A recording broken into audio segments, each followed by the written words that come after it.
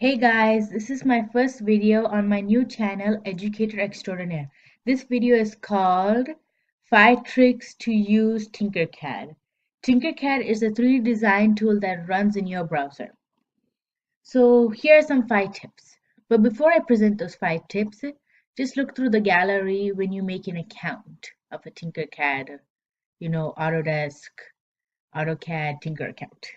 So as you see, many people make some really cool things. Like this guy made a satellite, headphones, lobster, cyber raptor, a car, and other cool things. And you might be thinking, wow, these people are so advanced. Well, these people also worked really hard and they were once you one time. So eventually you guys can also, make some cool things like a bunk bed with no screws. So let me show you an example of my work. So this is an example of my work where I made this type of bridge. It may look pretty advanced, but it's pretty easy if you keep my 5 tricks into mind. Right here, this is for bridge 1 and this is bridge 2. This is like an earring I designed. So when we go to your profile, like my profile is called Queen, you make a new, a new account. It'll give you a weird name. So one of the 5 things is that before you even start putting any of the blocks or the basic shapes, I want you to look through all features, the community features. Now why I present this trick first is because 1, the community adds every single day new shapes, which are not loading for some reason. Oh, there they are. So example, wheel, extruded, Austria or Africa or some region, swept NAC, or a useful gear, or a flat cylinder, or a lobe, or a honeycomb grid. As you can see, they're like, wow, these are weird shapes, but they are very cool in my opinion. Because the community creates them and then they export it to TinkerCAD for other people to use, which is really helpful. So these basic shapes may not help you as much as these would. Like convertible house. If you want to make a house that's really cool and really stylish, someone already has made it for you. See, like look how cool this looks. So that's one trick. And I believe that even all those people in those galleries that I showed you before, they must have used this trick because this is actually a really cool thing. Some of them are actually made by TinkerCAD specialists. Another trick is that if you want a hole or a block or something combined together to stay combined, you should lock it. What I mean by that is that if I use this 2D star and this asteroid together, when I move this, see, look, they move around. If I want them to stay, then I do this. I, circle them in by clicking left clicking, and then just covering the land area, and then just locking it. See? Now if I move this one, it will stay in place. It won't move. It'll stay in that position, which is actually good. And that is another trick to hide them. So you don't want to show that you had that.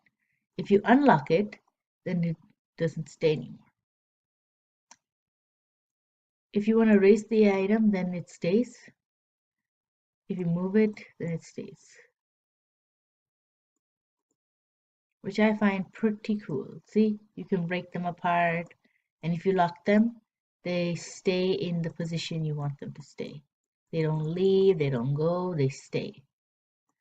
You can mirror image them, you can align them, you can do all those cool stuff, which I find is pretty cool. Another trick that I would like to present is workplane. Now you may think, why is this a trick? This is a trick because one cool thing about it is, like, for example, the asteroid I made. You may think, oh, this is just a work plane. It's just something like, you just connect it to it and it's, You just draw on it or add pictures on it or add, new blocks on it. Yes, it is true. That is true. But what's cool about this, and that nobody or very few people use it, is that this work plane makes sure that it's aligned to that angle. So if you align this to a certain area or a certain image, it will stay in that image no matter what. Unless you pull it down, pull it up, or do this like that. If you do this, then it will stay aligned. If you do it like this, it'll not stay aligned. So those are like three tricks. So now my fourth trick I would like to present is your the circuit assemblies. There. Now you're like, this is a new feature that they had in TinkerCAD. When I was in middle school and I started using this, this was not even there.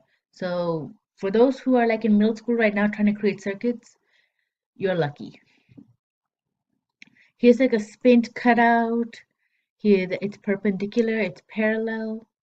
You can set it up any way you like. You can add different pieces, and these pieces you might think, so what is so important? So if you have like those circuit tests in physics or physical science or things like that, you can design your own circuit here, which is really, really cool in my opinion. And before I go, I want to show you one more trick, but this is with my actual designs. So I'm going to go back into this and show you this. So I'm going to delete this one because it's not one I really want. I just was designing with it. So let me show you this one. This is one of my advanced things, my advanced thingies, as TinkerCAD says. So I could tinker this, I could 3D print, and I could download. Now, one cool thing about 3D print is that you have these printing partners. So you would always print a service to this. Now, at West Forsyth High School, there is a printing mechanism that we have to use with our 3D printer there. So we have to send it to a specific computer and then we have to 3D print it. Now, you might think, oh, that's really cool. Well, if I just 3D printed this image, I would literally find a blob, a complete blobby mess, or something would go wrong with it. I can tell you why. Because this terrific blower I made, it is good to design if you want to show the design to anybody. It's not good to, 3D print it. I'll tell you why. Let me go to the tinkering in this one. One major way I would say that the 3D printing would mess up is one, this. As you can see, there's a lot of holes in it. And if you're a 3D printer, you would agree with me on this because you guys may have experience in this yourselves. If you 3D print this, what happens is that these pieces right here or these pieces right here, they all don't have any sort of foundational support structure. Sure, the image looks very supported and it's so strong and good, but when you get the final product, it'll be just a blob or a mess or something really weird because a 3D printer needs a foundation here. If you just start drawing this, okay, it's good till here, it's good to here, and all of a sudden, oh my God, what is this big space? What is this empty space right here? Or what is this space right here? What is this space? The 3D printer won't print it out properly. So if you're trying to make cool images like this, you also have to take into account of the spacing and if the structure will stand or not. Because all the other top layers would fall onto it and create that blob I said. Another example of that would be like this one. Like this one right here. Where was it? Let me see. Ah, yes, this one. This is what I meant. If he actually did this, if he actually 3D printed it, it would not come out as right. It would actually just cut off and it would fall into a blob and it would not be perfect. If he wanted to print this, a good technique is to half it. So only cut up the image, cut up this design cut it in half, and this bottom portion he would print it, and then the other bottom portion he would print it. Like, for example, in my gallery. If I go to it, it'll my designs. If I printed this, I would have to cut it in half and print this portion bottom part and then print the top portion. And do some support structure right here or put something there to make sure it stays in place. Even the same for this one.